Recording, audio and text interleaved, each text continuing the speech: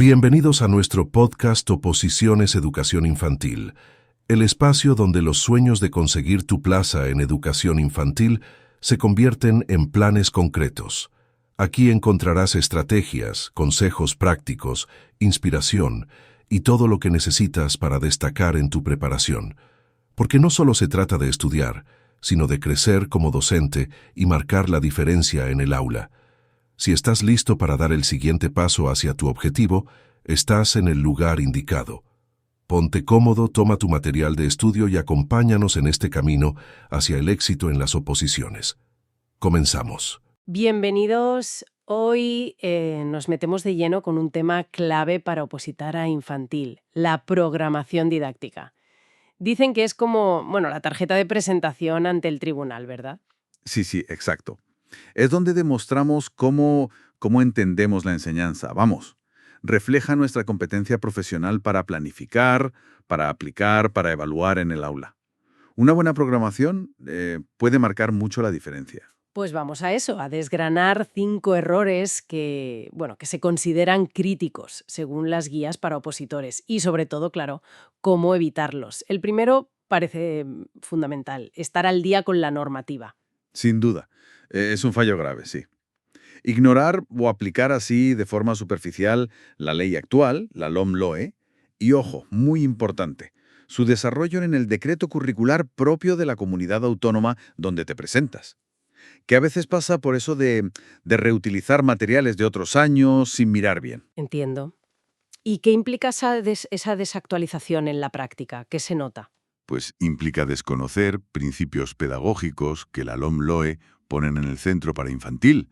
Hablamos del aprendizaje significativo, del juego como motor, de la importancia del afecto, de fomentar la autonomía, la coeducación. Se ve enseguida en programaciones donde los objetivos, no conectan con las actividades, o donde las áreas no se tratan de forma globalizada, que es lo que pide el Real Decreto 95/2022. O, por ejemplo, donde no se pillan bien las competencias específicas de esta etapa, que son distintas al perfil de salida de primaria o secundaria. Vale. Entonces, la clave es dominar tanto el marco estatal, el Real Decreto, como, y esto es crucial como dices, el decreto autonómico específico. ¿La solución cuál sería? Pues lo que yo llamo a veces un blindaje normativo. O sea, conocer a fondo las dos normativas, la estatal y la autonómica, y justificar cada decisión que tomas en la programación apoyándote en ellas. Demostrar que sabes el porqué de lo que propones, ¿sabes? Entendido. Blindaje normativo. Me gusta. Venga, pasemos al segundo error. La falta de coherencia interna. Que la programación parezca un puzzle con piezas sueltas. Exacto. Eso es. Tiene que haber una lógica interna, un hilo conductor, vamos. Si en la justificación hablas de un contexto rural, por ejemplo, pues los objetivos, las actividades, la metodología, la evaluación, todo tiene que respirar ese contexto. Si dices que usas metodologías activas, pues las situaciones de aprendizaje que describes tienen que reflejarlo de verdad, no solo de nombre. ¿Y qué pasa si no existe esa coherencia? Pones el ejemplo de mencionar alumnos con necesidades, los ACNEAE, pero que luego no hayan medidas concretas en las unidades. Pues que el tribunal lo ve. Ve una planificación deficiente, casi como improvisada. Y claro, piensa que tu práctica docente va a ser igual de desorganizada. Un truco útil, aunque no se entregue, es hacerse una especie de mapa mental o una matriz, para ver tú misma que todo conecta. La justificación con el contexto, los objetivos con las competencias, los saberes con la metodología, las actividades, los recursos, la atención a la diversidad y la evaluación. Que todo encaje. Vale, muy práctico eso de la matriz. Y esto nos lleva al tercer punto, que está ligado. Quedarse en metodologías, digamos, antiguas o usar la innovación solo de boquilla. Sí, otro clásico, sí. O bien se tira mucho de enfoques muy transmisivos o de la típica ficha descontextualizada, o justo lo contrario. Se nombran un montón de metodologías activas, ABP, DUA, gamificación, pero sin explicar cómo se harían de verdad con niños y niñas de 3, 4, 5 años. Que la LOM-LOE lo dice claro, la base es la experimentación y el juego. Entonces, ¿cómo se demuestra esa aplicación real y adaptada? Que no sea solo teoría. Pues eligiendo enfoques que tengan sentido en infantil y justificando por qué los eliges para tus objetivos y tu contexto.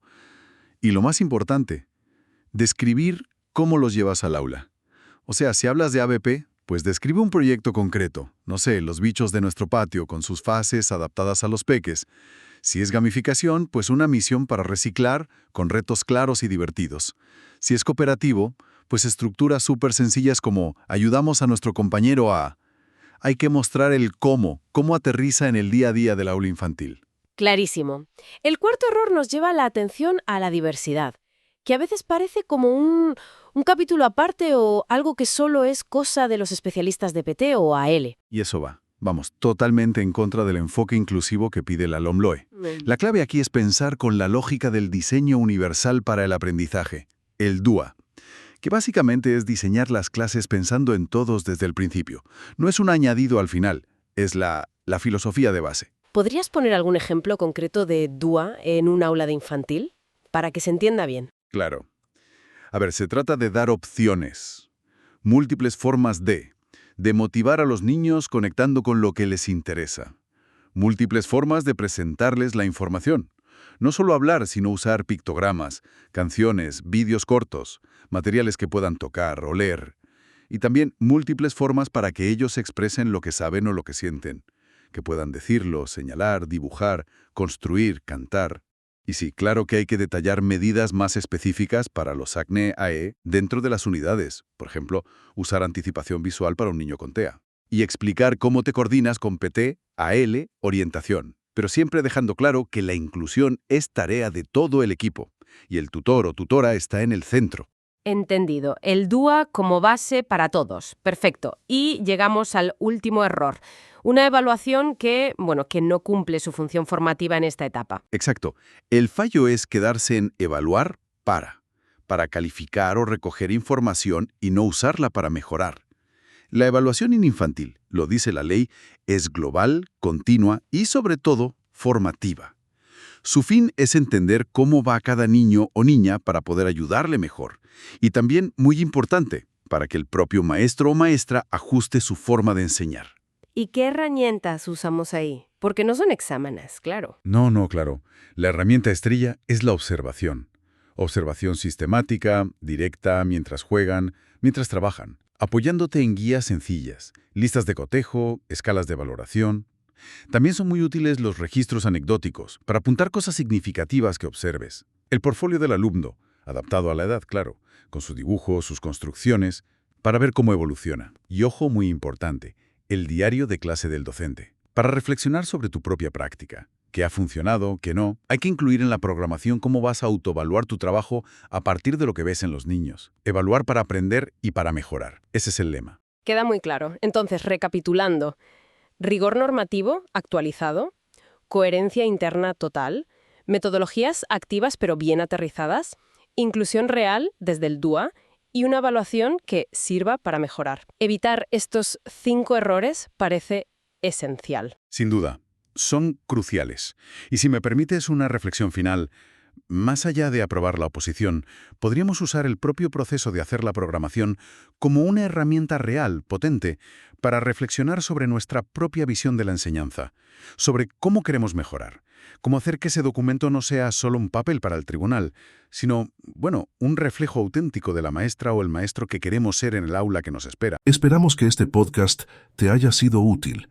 Si nos permites, en la descripción tienes el enlace para acceder a nuestros excepcionales materiales de oposiciones para aspirantes a maestros y maestras de infantil.